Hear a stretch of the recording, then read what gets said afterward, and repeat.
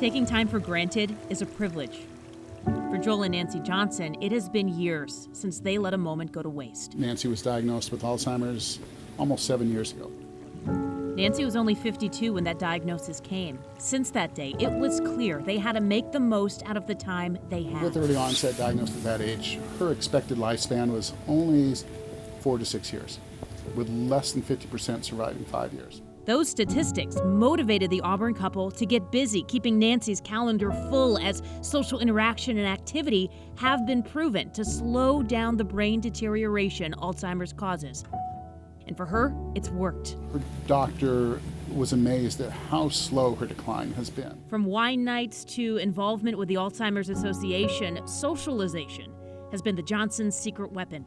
It has been the only thing we really can hang our hat on that we've done a really good job at that's hopefully prolonged her cognitive abilities.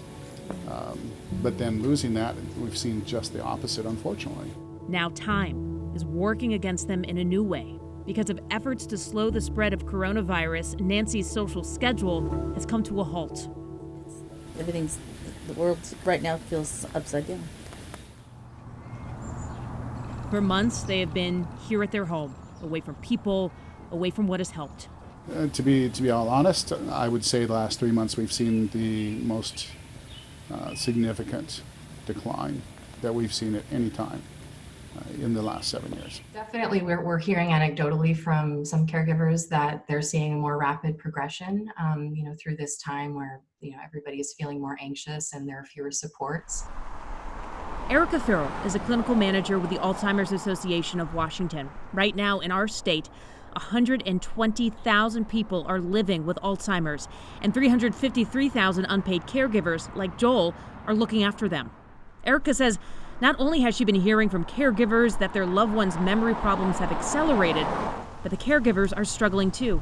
Caregivers aren't able to connect with people the way they usually have. And we know that these connections are vital for well-being, especially as they're taking on more caregiving tasks and more stress. One of the caregivers' weekly chores, putting together the pill box, 9 different daily medications. Although they now have a daily caregiver to help Nancy for a few hours, Joel has to take on more caretaking responsibilities at home.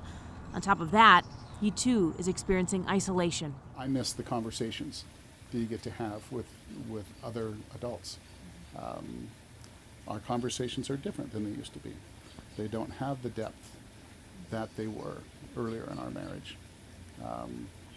And so those are things you long for and miss.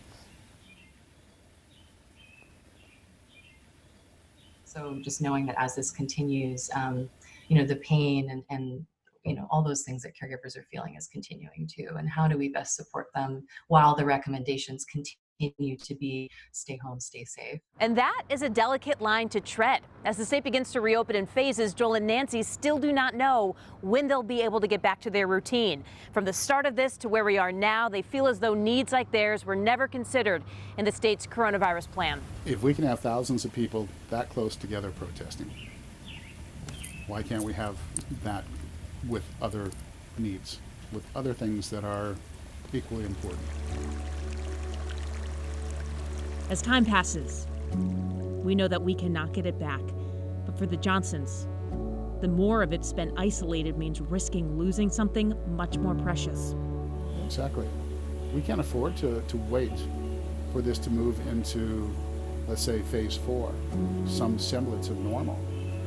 Normal left months ago.